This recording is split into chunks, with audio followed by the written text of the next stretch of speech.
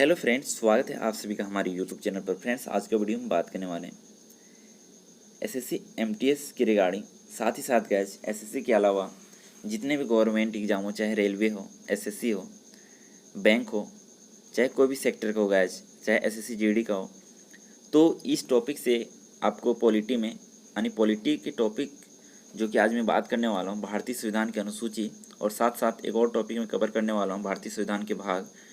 तो यहाँ से क्वेश्चन लगभग आप लोग को देखने को जरूर मिलते हैं गाइज। तो चलिए स्टार्ट करते हैं वीडियो को। तो इसमें सबसे पहले हम बात करें मूल संविधान में कितनी अनुसूची थी गाइज। तो मूल संविधान में जो हमारे थे 8 अनुसूची थे। कितना था गाइज? 8 अनुसूची था। और वर्तमान में भी कितना हो गया है?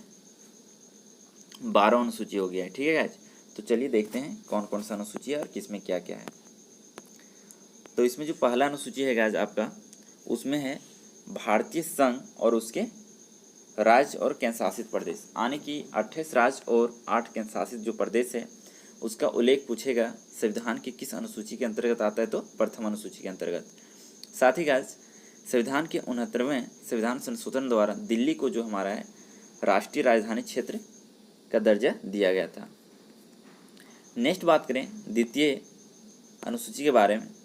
तो द्वितीय अनुसूची में देख सकते हैं इसमें भारतीय राज्य व्यवस्था के विभिन्न पदाधिकारी, यानी कि जो मेन पद होता है, जैसे राष्ट्रपति, राज्यपाल, लोकसभा के अध्यक्ष और उपाध्यक्ष, राज्यसभा के सभापति, उपसभापति, यानी कि जितने भी हमारे संविधान के जो मेन पद हैं उन सभी का जो वेतन और भत्ता मिलता है दूसरी अनुसूची के अनुसार मिलता है गाइज।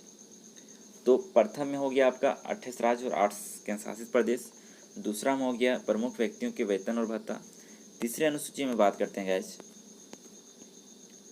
तो तीसरी अनुसूची में हमारे विभिन्न पदाधिकारियों, जैसे हो गया उच्चतम एवं उच्च न्यायालय के न्यायाधीशों द्वारा पद प्रदान के समय ली जाने वाली शपथ, यानी कि कुल मिला के तीसरी अनुसूची में आपको शपथ ग्रहण है। ठीक है गाइस, मुख्य पदाधिकारियों के शपथ ग्रहण। नेक्स्ट बात करें चतुर्थ अनुसूची में, यानी चौथी अनुसूची में, तो इसमें विभिन्न राज्यों तथा केंद्र शासित क्षेत्रों में जो राज्यसभा के प्रतिनिधित्व करते हैं उनका विवरण दिया गया है। आगे बात करें पांचवी अनुसूची में, तो इसमें विभिन्न अनुसूचित क्षेत्रों और अनुसूचित जनजाति के प्रशासन और उनके नियंत्रण के बारे में दिया गया है, यानी SC/ST प्रशासन के बारे में बोला जाए तो पांचवी अनुसूची में दिया गया है। नेक्स्ट बात करें गाइज नेक्स्ट अनुसूची, तो वो है आपका छठी अनुसूची। इसमें आपका 4 राज्य है, असम, मेघालय, त्रिपुरा और मिजोरम। इन राज्यों के जनजाति क्षेत्रों के प्रशासन के बारे में बात किया गया है। तो इसको याद कैसे रखिएगा, असम, मेघालय, त्रिपुरा और मिजोरम को? तो आपको इसको रख सकते हैं ATM का स्क्वायर, ATM। ठीक है गाइज, M क्या है? 2 बार है, तो इसको कैसे कीजिएगा? असम, त्रिपुरा, मेघालय और मिजोरम। ठीक है गाइज, असम, त्रिपुरा, मेघालय और मिजोरम, इस हिसाब से आप रख सकते हैं। किस अनुसूची में? छठी अनुसूची के हैं, और इसमें क्या है? इनके प्रशासन के बारे में। ठीक है। नेक्स्ट अनुसूची बात करें गाइज 7 नंबर, तो इसमें केंद्र और राज्यों के बीच शक्तियों के बंटवारे के बारे में बात किया गया है, तथा इस अनुसूची में सरकारें द्वारा शुल्क एवं कर लगाने के अधिकारियों का उल्लेख किया गया है।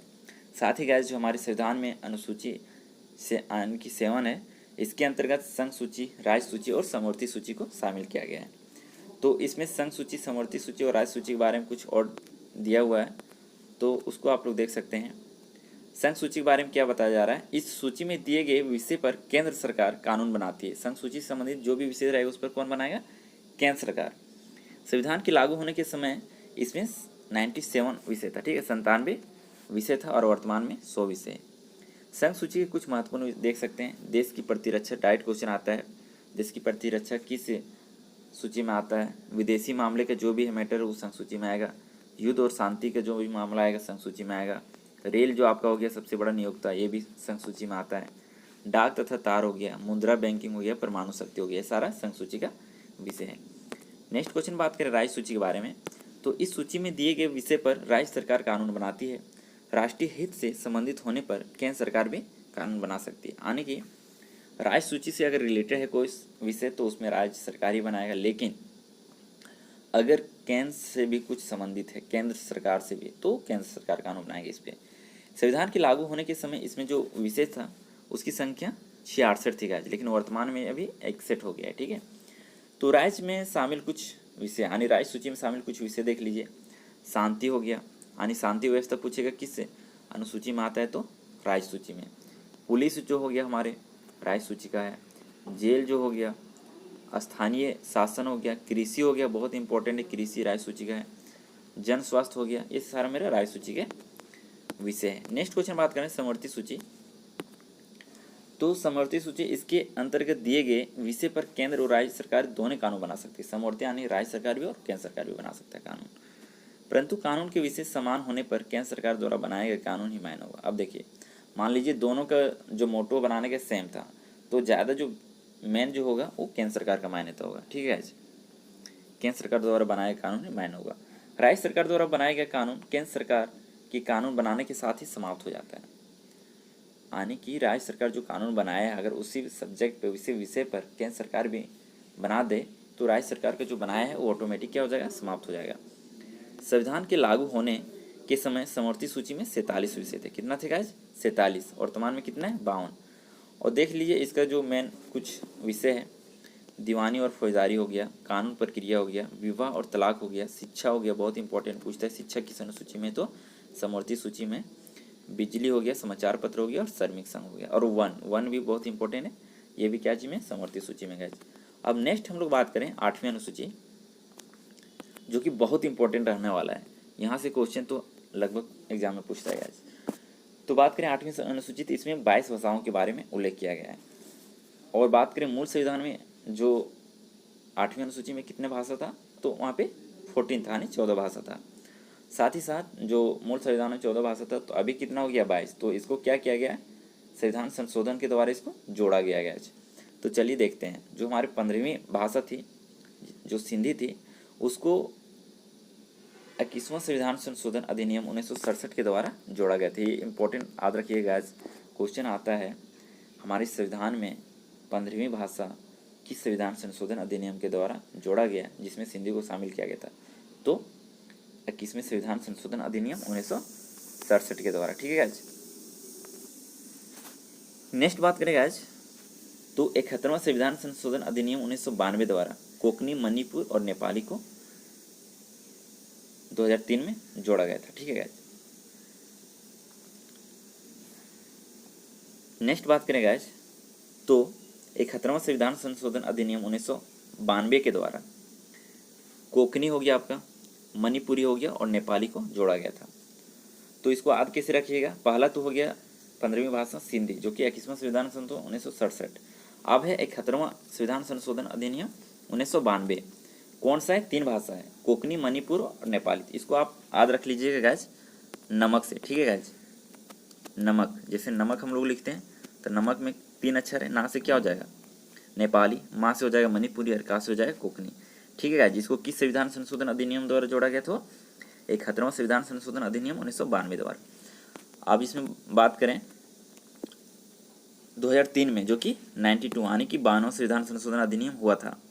इसमें मैथिली, संथाली, डोगरी, बोडो को 8वीं अनुसूची में शामिल किया गया था। इसको कैसे याद रखिएगा, तो इसमें है बोडो मास, आप लोग पढ़े होंगे बोडो मास इंग्लिश में, तो इसको लिख लीजिए बोडो मास। ठीक है गाइज, बोडो मास। तो यहाँ से सारा आ जाएगा। बोडो आ गया बा से, डो से हो गया डोगरी, सा से हो गया आपका संथाली यानी माँ, और माँ से हो गया मैथिली। ठीक है, बोडो मास फिर से बता देता हूँ गाइस। बा से हो गया आपका बोडो, उसके बाद माँ से हो गया आपका मैथिली, सा से हो गया संथाली और डा से हो गया डोगरी। ठीक है गाइस। तो ये आपका 4 भाषा है। बोडो मास से आप याद रख सकते हैं। कब जोड़ा गया था, 52वां संविधान संशोधन अधिनियम 2003 में। तो ये आपका 8वीं अनुसूची क्लियर होता है। मूल संविधान में 14 भाषा था और अभी वर्तमान में 22 भाषा हो गया। नेक्स्ट क्वेश्चन बात करें 9वीं अनुसूची के बारे में। तो 9वीं अनुसूची में जो है आपका संविधान में यह अनुसूची प्रथम संविधान संशोधन अधिनियम 1951 द्वारा जोड़ा गया था। बहुत ही इंपॉर्टेंट है, डायरेक्ट क्वेश्चन आता है कि भारतीय संविधान में जो है पहली बार संशोधन कब किया गया था, तो 1951 में किया गया था। किस अनुसूची को जोड़ा गया था, तो 9वीं अनुसूची को जोड़ा था। इसके अंतर्गत क्या आता है, तो संपत्ति के अधिग्रहण से संबंधित है। ठीक है गाइस। नेक्स्ट बात करें हम लोग 10वीं अनुसूची के बारे में।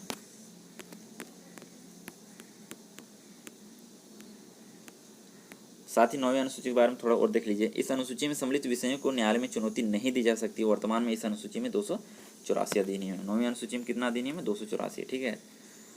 उसके बाद यहाँ पे कुछ देख सकते हैं लिखा होगा। अब तक यह मान्यता थी कि संविधान की 9वीं अनुसूची में सम्मिलित कानूनों को न्यायिक समीक्षा नहीं की जा सकती है। 11 जनवरी 2007 ईस्वी की संविधान पीठ के एक निर्णय द्वारा यह स्थापित किया गया कि 9वीं अनुसूची में सम्मिलित किसी भी कानून को इस आधार पर चुनौती दी जा सकती है कि वह मौलिक अधिकारों का उल्लंघन करता है तथा उच्चतम न्यायालय के इस कानून को समीक्षा करता है। चलिए, इसमें ज़्यादा इंपॉर्टेंट बात नहीं किया गया। अब हम लोग देखते हैं, जो कि 3 अनुसूची बचा हुआ है अभी भी। तो इसमें देखिएगा, जो 10वीं अनुसूची है हमारा, यह संविधान में 52वां संविधान संशोधन 1985 के द्वारा जोड़ा गया, जिसमें दल बदल से संबंधित है। डायरेक्ट क्वेश्चन आता है, 10वीं अनुसूची में क्या चीज़ के बारे में बात किया गया? तो दल बदल से संबंधित है, ठीक है। कब जोड़ा गया था? 52वें संविधान संशोधन अधिनियम 1985 द्वारा जोड़ा गया था। नेक्स्ट बात करें 11वीं अनुसूची, तो यह अनुसूची को 73वें संविधान संशोधन अधिनियम 1993 में जोड़ा गया था। इसमें पंचायती राज संस्थाओं के बारे में बात किया गया। डायरेक्ट क्वेश्चन आता है, पंचायती राज संस्था कौन सा अनुसूची में है? तो 11वीं अनुसूची में।